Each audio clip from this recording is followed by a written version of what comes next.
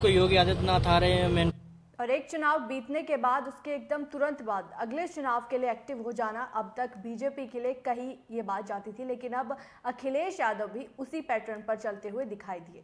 अखिलेश यादव बुधवार को सीधे अपने पुराने संसदीय क्षेत्र कन्नौज में एकमात्र जीतने वाले प्रत्याशी के घर उनसे मिलने पहुंचे और यहां पहुंचकर अखिलेश यादव ने निकाय चुनाव में बीजेपी की जीत को बेईमानी की जीत बताया। तो वहीं निकाय चुनाव में फर्जी आधार कार्ड के इस्तेमाल का आरोप भी बीजेपी पर लगाया और कई तरह के सवाल बीजेपी पर खड़े किए। क्या कुछ उन्होंने कहा, सुनिए। तस्वीरें, वो व्हाट्सएप पे वीडियो, न्यूज में वो वीडियो, हालांकि हमारे बड़े बड़े चैनलों ने वो वीडियो कम दिखाया, लेकिन जिस तरीके से व्हाट्सएप पर, सोशल मीडिया पर, अन्य प्लेटफॉर्म पे चला है चंदौली का मुगल सराय में, सोचिए पहले उन किन्नर समाज के लोग जो चेयरमैनी का चुनाव जीत गए थे, परिणाम को बदलना चाहते थे, घोषित किसी और का किया।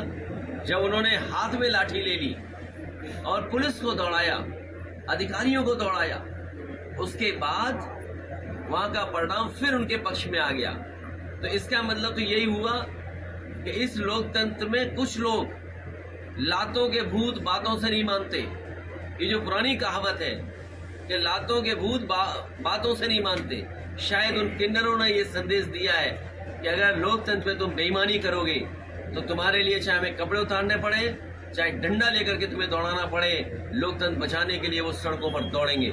और इसी तरीके से अगर आप जाएं, निकाय चुनाव के परिणाम को लेकर क्या कहना चाहेंगे? शर्मों के लोग हैं भैया, निकाय चुनाव के परिणाम को लेकर क्या कहना चाहेंगे? देखिए, सबसे पहले मैं अपने प्रेस के साथियों का धन्यवाद, एक रुक जाइए, हम सबसे पहले मैं अपने प्रेस के लोगों का धन्यवाद देना चाहता हूँ कि इस टाउन एरिया में आकर के जो जन समर्थन समाजवादी पार्टी के नौजवान चेयरमैन को मिला है, उसके लिए मैं चेयरमैन जानू को, उनके सहयोगी समर्थकों को बधाई देने आया हूँ।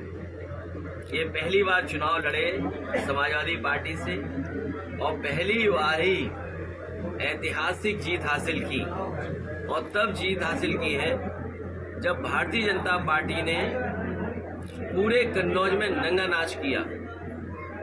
ये शब्द का इस्तेमाल नहीं करना चाहिए मुझे, जितना नंगा नाच लोकतंत्र में हो सकता है भारतीय जनता पार्टी ने यहाँ किया।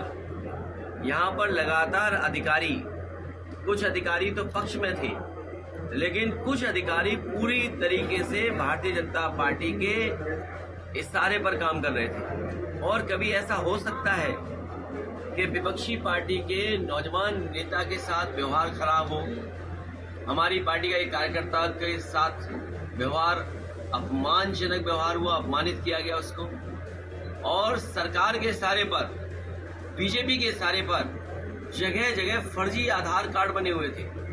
आज के जमाने में जहां पर बीजेपी की सरकार में लाखों करोड़ रुपए खर्च किए गए हों इस बात को लेकर के कि आधार नकली नहीं बन सकता, अगर एक व्यक्ति की पहचान है तो वो पहचान दूसरा व्यक्ति नहीं बना सकता है। जिस योजना पर लाखों करोड़ रुपए खर्च हुए हों, उस योजना के धज्जियां उड़ा दी गई हों और फर्जी आधार मिले यहाँ। और खबर बागपत से है, जहां निकाय चुनाव में बागपत जनपद में बीजेपी को बुरी तरह हार का सामना करना पड़ा। बागपत में 3 नगर पालिका और 6 नगर पंचायतों में से 1 नगर पालिका पर ही बीजेपी को जीत हासिल हो पाई।